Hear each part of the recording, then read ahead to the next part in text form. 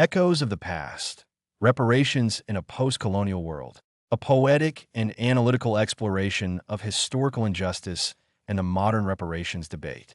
You're looking at maps, but not just maps. These borders were drawn in ink, but bled in blood.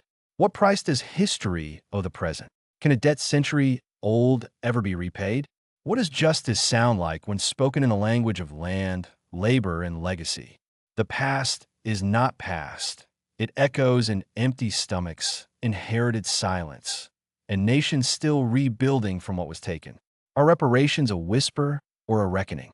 Colonialism ended. Or did it? If global inequality wears the mask of progress, is reparations the face of truth? What the archives could speak?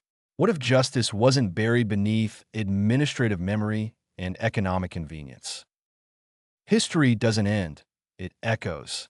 The present is shaped by the borders of empire, the debts of colonization, the inheritance of inequality. This post-colonial world walks with scars. How do we respond to the past when its consequences are still alive? Reparations are not revenge, they are recognition. They mean returning land, restoring dignity, reviving futures interrupted. From the Caribbean to West Africa, nations call not for sympathy, but for justice. Reparations are not merely financial. They're structural, cultural, spiritual. They're the return of stolen land, the restitution of erased languages, the investment in futures that were interrupted. Nations like Haiti, Barbados, Ghana, and Jamaica are no longer asking. They're demanding. Demanding that the ledger of empire be reopened, and that justice be recalculated. But justice, too, must navigate complexity. Who pays whom?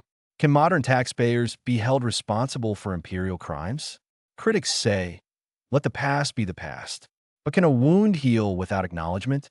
Economic disruption, endless litigation, political resentment. These are real concerns. Yet no system that fears discomfort can claim to serve justice.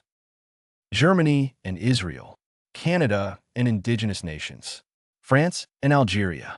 Symbolic efforts have begun, but systems remain fragmented. Global institutions speak of repair, but momentum is slow. Justice needs more than gestures. It needs frameworks. Symbolic gestures matter, but they must lead to systems. The UN has recognized the obligation. Truth commissions have spoken. Some reparations have begun, but the work remains scattered, hesitant, like pieces of a puzzle waiting for moral will to assemble. Reparations are about memory as much as money.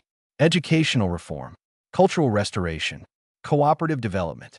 What if we reimagine justice as transformation? The call to action is not for governments alone, but for all of us. Educational reform, historical transparency, cooperative development. These are the currencies of true repair. It is not enough to pay. We must transform. The call to action isn't reserved for governments. It's extended to you. Speak, share, study. The echoes of the past are still ringing. What will justice sound like when we finally answer? In the end, it is an obligation that those in justice have to be repaired. We have to remember, reimagine a new way of life in peace and harmony for everyone.